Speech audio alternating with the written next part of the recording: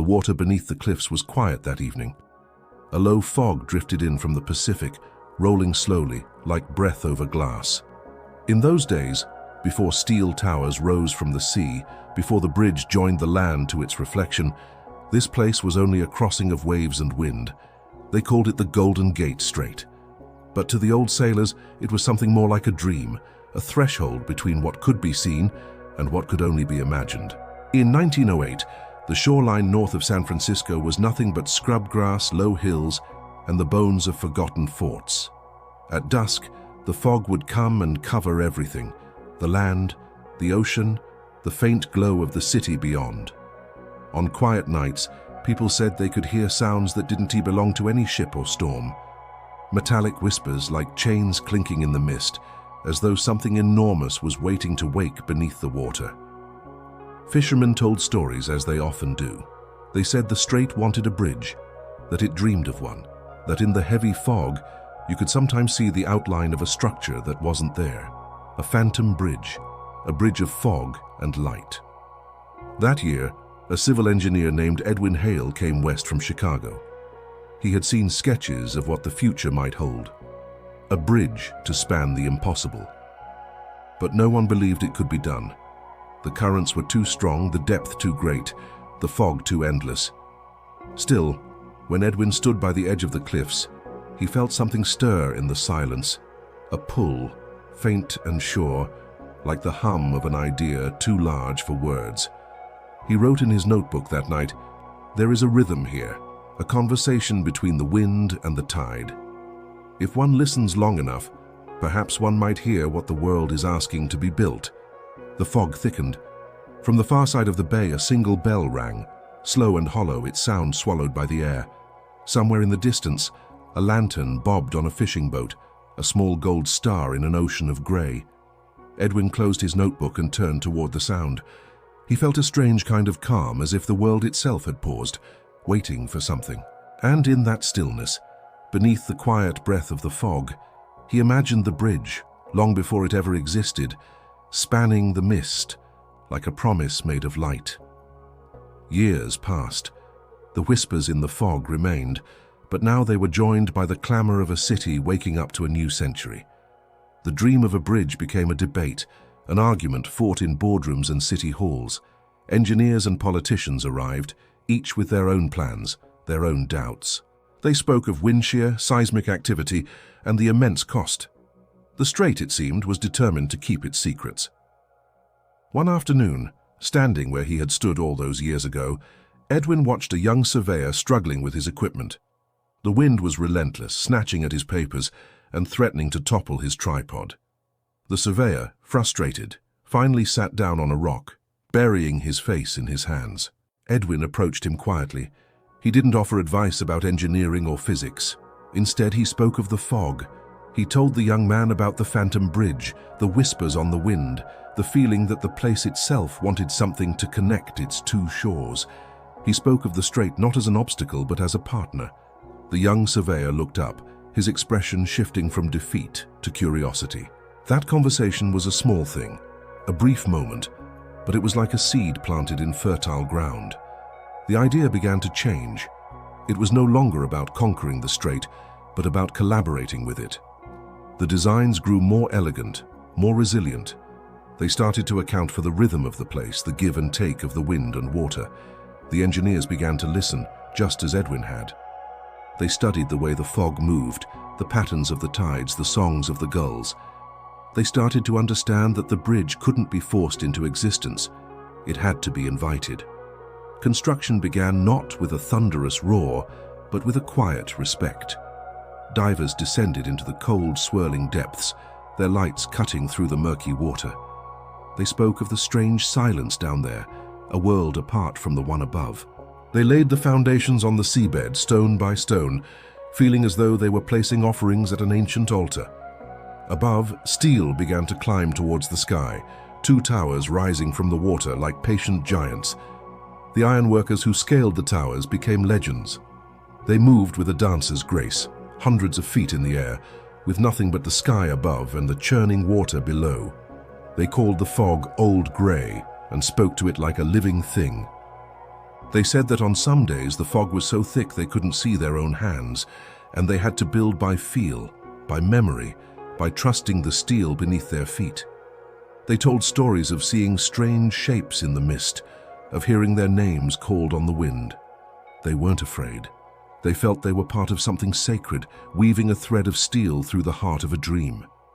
Edwin Hale, now an old man, would visit the site often. He never held a formal title on the project, but the workers all knew him. They called him the Dreamer. He would stand for hours just watching, his gaze following the rising cables. He saw the structure he had imagined all those years ago, no longer a phantom of mist and light, but a reality of steel and concrete. It was more beautiful than he had ever dared to hope. It didn't fight the landscape, it complemented it. The color, a vibrant orange, was chosen to stand out against the fog and the blue of the sky, a beacon of warmth and welcome. One evening, just before the bridge was complete, Edwin stood on the nearly finished deck. The sun was setting, casting a golden glow across the water, the very glow that gave the strait its name. The fog began to roll in, just as it always had. It swirled around the towers, caressed the long, elegant cables and filled the space beneath the roadbed. But it no longer felt like a barrier. It felt like an embrace. The whispers were still there, but they had changed. They were no longer metallic and distant. They were soft, contented sighs. The single bell from the far shore rang its hollow note, but now it sounded less like a warning and more like a welcome. The phantom bridge of fog and light had finally found its form. The dream had been made real. The water between worlds was no longer a division, but a meeting place. And as the last light of day faded and the city began to sparkle across the bay, Edwin Hale smiled. He had listened to the conversation between the wind and the tide, and he had heard what the world was asking to be built. It was a bridge not just of steel, but of imagination, a testament to the idea that sometimes the most impossible things are just waiting for someone to dream them into being. Thank you for joining us on this journey through history and imagination. If you enjoyed this story, please like, share, and subscribe for more tales from the crossroads of what is and what could be. The next morning, San Francisco awoke beneath a thin layer of mist. The city's early streetcars rattled softly over damp rails, their bells echoing faintly through the waking streets. From his small rented room near the marina, Edwin Hale could see the water glinting like dull silver between the rooftops. He had come west to study the strait, to measure its moods, its wind, its depth, its will. No one had asked him to. There was no commission, no funding, no official plan to build anything here. But sometimes he thought the world chooses its own witnesses. That afternoon he walked along the coastal path, past old military ruins half swallowed by grass and time. He stopped often to take notes, the speed of the wind, the direction of the current, the rhythm of the tide. But it wasn't the numbers that held him. It was the sound. When the fog drifted in from the sea, the world seemed to grow still, and in that stillness, Edwin heard something, a low, harmonic hum, like metal singing from beneath the water, soft, steady, almost musical. He stood for a long time, eyes half closed, listening. It wasn't the foghorn, it wasn't the waves. It was deeper than that, a tone that seemed to rise through the ground itself. He pressed his hand against the cold railing at the cliff's edge. The metal vibrated faintly beneath his palm. A ship's engine, he told himself, an echo through the strait, nothing more.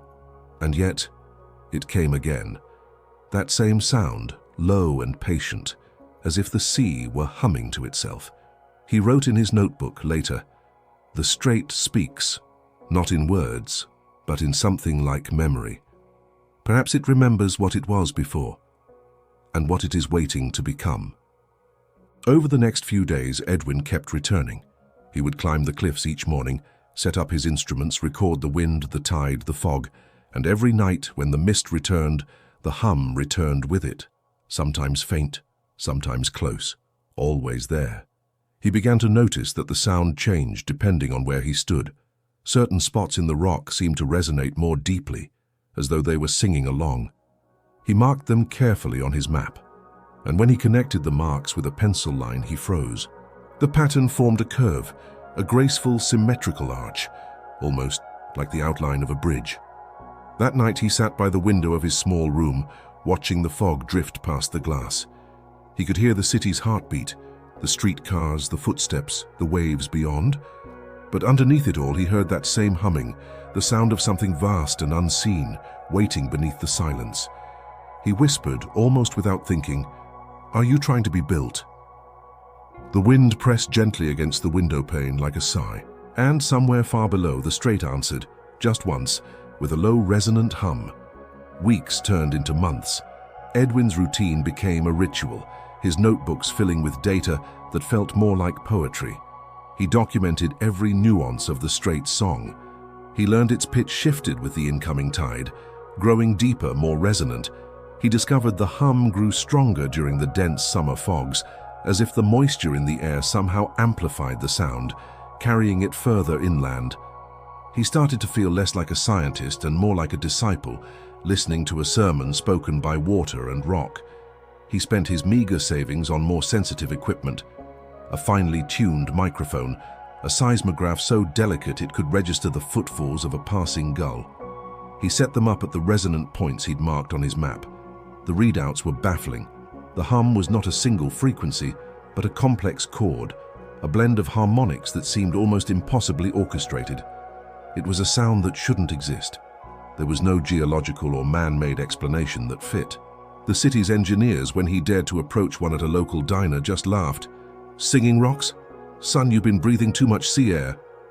But Edwin knew what he heard. The sound wasn't just in the rocks. It was in the air, in the water, in the very bones of the land. One evening, an old fisherman saw him on the cliffs, staring out into the grey expanse. The man, his face a roadmap of sun and salt, stopped beside him. "Listening for the old voice, are you?" he asked. The days began to settle into a rhythm. Each morning, Edwin Hale climbed the cliffs above the Golden Gate, and each evening, he returned to the water's edge to listen for the hum that rose from the sea. But one night, as he stood near the point where the sound was strongest, he noticed something new. A faint flickering light far down the coast. It blinked once, he paused, and blinked again. It was a signal. At first he thought it must be a ship's lantern, but this light came from the land, from the low shadow of the old Fort Point lighthouse, a place most maps marked as abandoned. The next morning Edwin made his way there. The trail was rough, half overgrown with dune grass, half buried in sand. The fog was thick even by noon, curling through the arches of the old brick fort like smoke. The lighthouse stood small and square against the grey sky, its iron railing rusted, its windows veiled with salt from the sea spray. Yet when he climbed the final steps, he found the door slightly ajar. Inside, a small lamp burned quietly on a desk, casting a warm, gentle glow. An old man sat beside it, reading from a ledger whose pages had yellowed like autumn leaves. He looked up as Edwin entered, a faint smile touching his lips. "You're not from the Coast Guard?" "No," Edwin replied, shaking his head. "I'm an engineer. I'm studying the Strait." "Ah," the man said softly, his voice weathered like old wood. "The Strait. It's been studying us for much longer." His name was Thomas Ward, the last keeper of Fort Point Light. He explained that he'd stayed on long after the post was officially decommissioned, tending the lamp out of a deep-seated habit, or perhaps a sense of loyalty to the place. He brewed tea on a small, ancient stove, and they sat together in the narrow watchroom as the fog pressed gently against the glass, muffling the world outside. Ward spoke in the slow, measured tone of men who've spent their lives listening more than speaking. After a long, comfortable silence, he finally looked at Edwin and asked, "You've heard it, haven't you? The sound beneath the fog." Edwin hesitated, not wanting to sound foolish. "Something like it. A vibration, almost a hum." The old man nodded, a knowing look in his eyes. "It's been there as long as anyone remembers. My father heard it, and his father before him. Some nights it's loud enough to wake the gulls from their sleep. Some say it's the sea talking to the cliffs. Others," he paused, a slight twinkle in his eye, "others think it is the ghost of the bridge that hasn't been built yet." Edwin couldn't help but smile at the strange poetry of the phrase. A ghost of the bridge, before it even exists? Ward sipped his tea, his gaze distant. "Everything that will be built leaves a trace," he said, his voice barely a whisper. a kind of echo that comes before the sound. The fog carries it. They sat for a while longer in silence. The flame of the lantern trembled slightly, its light casting soft, dancing ripples across the brass instruments that lined the wall. Outside, the low hum began again, faint, steady, rising from the depths of the strait. Ward closed his eyes, listening intently. There, you hear it? That's the bridge talking to itself, dreaming of what it will become. Edwin leaned closer to the window, peering out into the dense white mist. The sound seemed to come from everywhere at once. The sea, the air, the very stone beneath his feet. For a fleeting moment, he could almost see it. A faint, shimmering outline in the mist. A spectral vision stretching from one headland to the other. And then, just as quickly as it had appeared, it was gone. Later, as the afternoon sun began to burn through the fog, Ward walked him to the edge of the parapet. From there, the entire mouth of the bay lay before them, a vast silver expanse where the Pacific Ocean met the land. The view was breathtaking. "Every great work," the old keeper said quietly, his voice carried on the wind, "starts as an impossible thought. But thoughts are like tides. They always find a way to come in." He paused, looking out toward the pale horizon. "If you build your bridge, Mr. Hale, don't fight the fog. Let it guide you." That night, back in his room by the harbor, Edwin wrote by lamplight until his eyes blurred and the words swam on the page. "The old man is right," he wrote. "There is something alive here, something ancient and patient. The fog is not empty. It remembers what is meant to be." He closed the notebook, the weight of the day's discovery settling over him. Outside, the distant foghorn moaned its lonely call, and soon after the hum returned, low, strong, and strangely reassuring. It no longer felt like a mystery he needed to solve. It felt like a promise. A promise whispered by the fog, carried on the tide and dreaming of the magnificent structure